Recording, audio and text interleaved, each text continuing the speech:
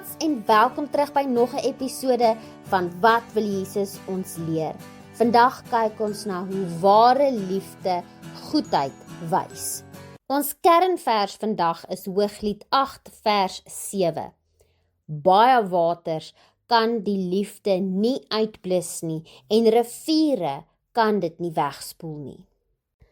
Maats, hierdie week is dit Valentynsdag. Julle sien dalk oral rooi hartjies, sjokolades en kaartjies. Party mense dink Valentynsdag beteken net om vir iemand te sê jy hou van hulle. Maar die Bybel wys vir ons iets baie mooier. Hooglied leer ons dat liefde nie net iets is wat jy sê nie, dis iets wat jy wys. Die Bybel sê, baie waters kan die liefde nie uitblus nie. Dit beteken, regte liefde hou aan, selfs wanneer dinge nie maklik is nie. Ek wil vir julle 'n storie vertel. Daar was eendag 'n klein lantern. Elke aand het dit lig gegee sodat mense veilig kon stap. Een aand het dit begin reën. Die wind het gewaai en die lantern het geskud. Iemand het gesê, die lig gaan nou doodgaan.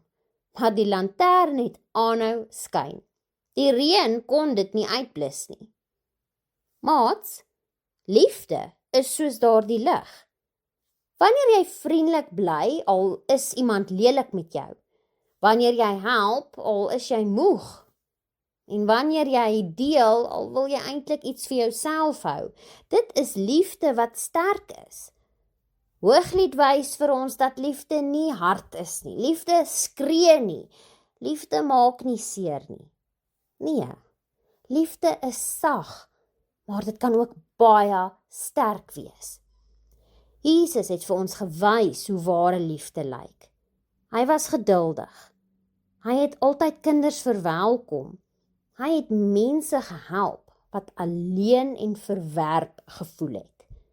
Wanneer jy iemand insluit wat alleen staan, wys jy liefde. En wanneer jy mooi praat, wys jy liefde. Wanneer jy vergewe, wys jy liefde. Kom ons bid saam. Here Jesus, dankie dat u liefde sterk en sag is. Help ons om liefde te wys met ons woorde en ons dade elke dag. Help ons om eensame mense raak te sien en om lewe en liefde te spreek. Amen. Daar sy maats. Op Valentynsdag wil God hê ons moet onthou. Liefde is nie net vir groot mense nie, en liefde is vir elke dag.